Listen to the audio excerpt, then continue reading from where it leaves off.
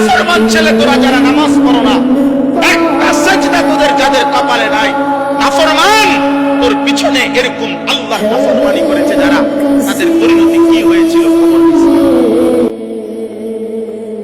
ফিরআউন এই পৃথিবী ভোগ করে গেছে কিন্তু আল্লাহর নাফরমান ছিল।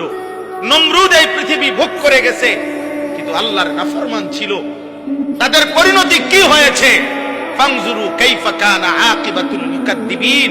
আল্লাহ বলছে দেখো মিথ্যাবাদীদের পরিণতি কি হয়েছে।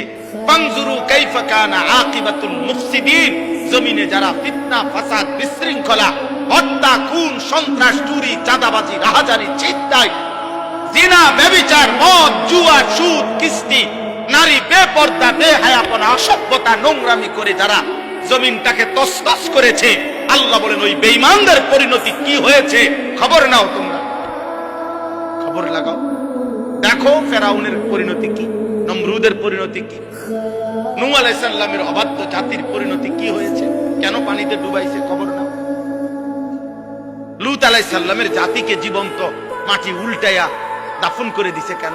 কারুনকে জীবন্ত মাটির নিচে দাফন করে দিল কেন? ফেরাউনকে জীবন্ত পানিতে ডুবাইয়া মারলো কেন?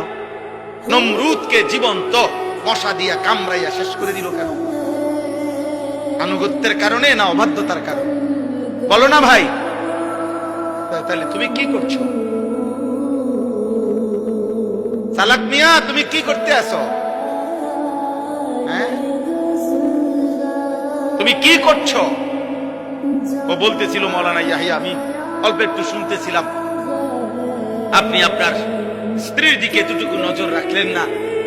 হ্যাঁ আপনার বিবি আরেক বেড়ার লগে কথা কয়, আমনো আরেক মহিলার লগে কথা বলেন, আমনো টেলিভিশনে নর্তকী দেখেন, আপনার বিবিও টেলিভিশনে অন্য পুরুষ দেখে, বিবির কলিজার ভিতরেও অন্য পুরুষের কল্পনা, আপনার কলিজার ভিতরেও অন্য মহিলার কল্পনা। সুখ আসবে কোত্থেকে? কত দুঃখের কাহিনী শুনবেন এই সমাজের বাস্তবতায়। প্রতিনিয়ত আমি তো দেখি, আহা কত ভদ্রলোক বিশ্বাস করেন, স্যুট পরা বুট পরা দামি গাড়ি বাড়িওয়ালা, বেচারার একাকির কান্না, মনে যেন নিজেও কাঁদি, কলিজা ছিঁড়ে কাঁদে একাকি যখন বলে হুজুর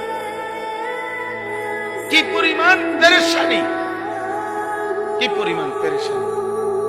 আহ আহ দোস্ত আমার, বন্ধু আমার, আল্লাহকে বাদ দিয়ে, ইসলামকে বাদ দিয়ে, রাসূল সাল্লাল্লাহু আলাইহি সাল্লামকে বাদ দিয়ে, আল্লাহর কোরআন এবং সুন্নাহকে বাদ দিয়ে পৃথিবীর অন্য কোন আইটেমে, অন্য কোন পদ্ধতিতে সুখ আসে না, হৃদয়ের সুখ